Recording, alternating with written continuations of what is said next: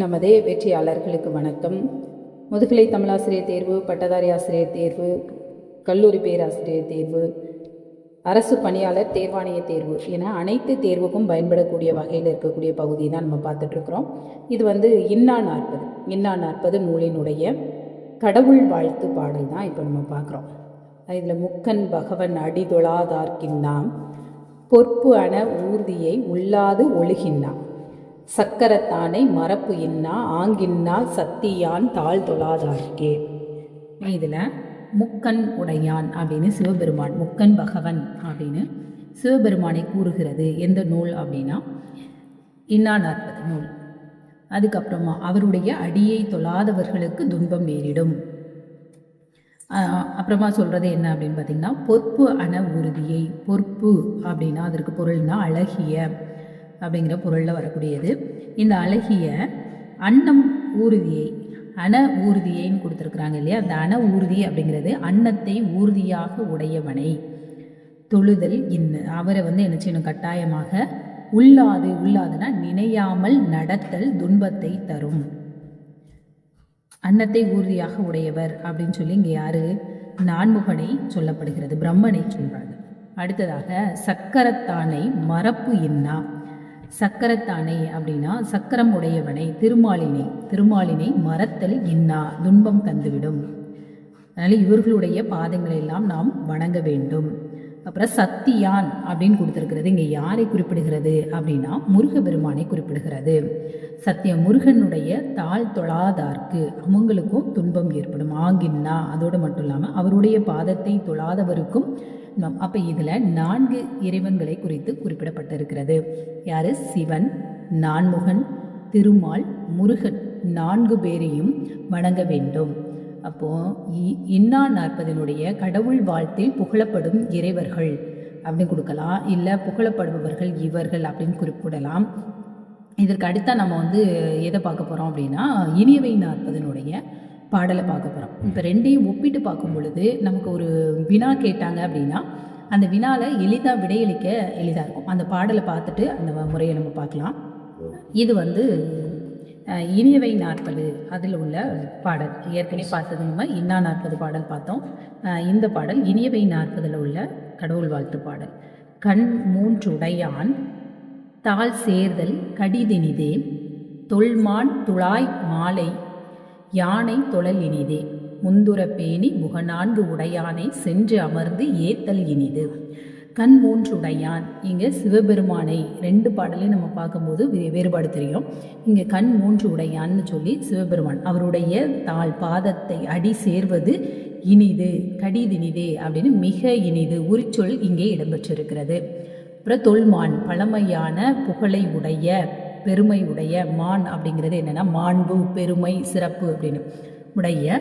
துழாய் மாலையை, துளசி மாலையை அணிந்த திருமாலை அவரை வணங்குதல் தொழிலை என்ன செய்யணும், செய்ய வேண்டும். அவரை வணங்குதல் தொழில் அப்படிங்கிறது இங்கே வணங்குதல் அப்படிங்கிற பொருளில் குறிப்பிடப்பட்டிருக்கிறது.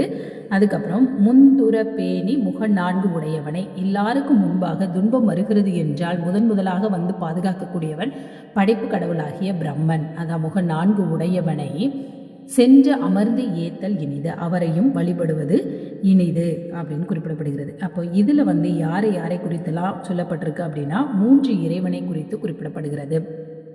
இன்னா 40 4 பேரை குறித்து கடவுள் வாழ்த்து இடம்பெற்று இருக்கிறது. இனியவை 40 கடவுள் வாழ்த்து 3 பேரை குறித்தது. இதில் முருகபெருமானை பற்றி மட்டும் இல்லை. அப்போ இதுவே ஒரு வினாவாக வரலாம். கூற்று இனியவை 40 4 கடவுளரை வாழ்த்தக்கூடிய வாழ்த்து பாடலை கொண்டுள்ளது. இன்னா 40 3 கடவுளை இப்படி அப்படியே மாற்றி கொடுத்தாங்க அப்படின்னா அதை நம்ம தெரிஞ்சுக்கணும், வேறுபாடு தெரிந்து கொள்ள வேண்டும். அதனால் இதை தெரிஞ்சு நம்ம படித்தோம் அப்படின்னா இன்னுமே எளிதாக இருக்கும். அதே மாதிரி இதில் பார்த்திங்க அப்படின்னா கண் 3 உடையான் அப்படின்னு சொல்லுது அதே சிவபெருமான. இன்னா 40 முக்கன் பகவன் அப்படின்னு குறிப்பிடுகிறது. அப்போ முக்கன் பகவன் என்று இனியவை 40 குறிப்பிடுகிறது. கண் 3 உடையான் என்று சிவபெருமானை இன்னா 40 குறிப்பிடுகிறது. இப்படி கொடுத்து கேட்டாங்கன்னா அப்போ கூற்று தவறு, கூற்று காரணம் இரண்டுமே கூற்று 1, 2 தவறு அப்படிங்கிறத நம்ம குறிப்பிடணும். ஏன்னா எந்த நூல் எப்படி குறிப்பிடுகிறது அப்படிங்கிறத நம்ம தெரிந்து கொள்ள வேண்டும். இப்போ பொற்பு அண ஊர்தி உடையான் அப்படின்னு சொல்லி நான்முகனை குறிப்பிடுவது எது? சக்கரத்தானை அப்படின்னு குறிப்பிடுவது எது? அதே மாதிரி இந்த கடவுள் வாழ்த்து அமையக்கூடிய முறையை குறித்தும் கேட்கலாம். இப்போ இன்னா 40 பார்த்தீங்கன்னா முதல்ல முக்கன் பகவன் அப்படின்னு சொல்லிட்டு குறிப்பிடப்படுகிறது சிவபெருமான். அடுத்ததாக நான்முகனை பற்றி குறிப்பிடுகிறது. அதுக்கப்புறம் சக்கரத்தானை அப்படின்னு திருமாலை பற்றி குறிப்பிடுகிறது. சத்தியான் அப்படின்னு சொல்லிட்டு முருகனை குறித்து குறிப்பிடுகிறது. ஆனால் இங்கே இனியவை 40 எப்படி குறிப்பிடுகிறது அப்படின்னு பார்த்தீங்கன்னா முதல்ல கண் 3 உடையான். 2 நூல்லையுமே முதல்ல வரக்கூடியது சிவபெருமான் தான்.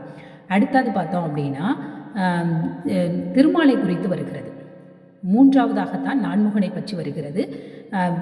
இனியவை 40 இவர் இல்லை, யாரும் முருகப்பெருமானை பற்றிய வாழ்த்து இல்லை. இந்த வேறுபாடுகள் அறிந்து நம்ம பார்க்கும் பொழுது கூற்று காரணம் எது கொடுத்து கேட்டாலும் நம்மளால் நிரல்படுத்துக அப்படின்னு தான் வினாக்கள் எல்லாம் அதிகமாக வருகிறது. அப்படி நிரல்படுத்துக கொடுத்து கேட்டால் கூட நம்மளால் என்ன செய்ய முடியும்? எளிதாக விடையளிக்க முடியும். இப்போ இதை 3 கொடுத்துட்டு கடவுள் வாழ்த்து பாடலில் அமைந்த இறைவனை நிரல்படுத்துக இனியவை 40 படி அப்படின்னு கொடுத்தாச்சுன்னா அதை நம்ம என்ன செய்யணும்? நிரல்படுத்த தெரியணும். இனியவை 40 அப்படின்னு எடுத்துட்டோம் அப்படின்னா சிவபெருமான், அதுக்கப்புறம் திருமால், அடுத்து பிரம்மன். அதே இது இன்னா 40 அப்படின்னா சிவபெருமான், திருமால், பிரம்மன். சிவபெருமானுக்கு அப்புறமே யார் வந்துடுறா?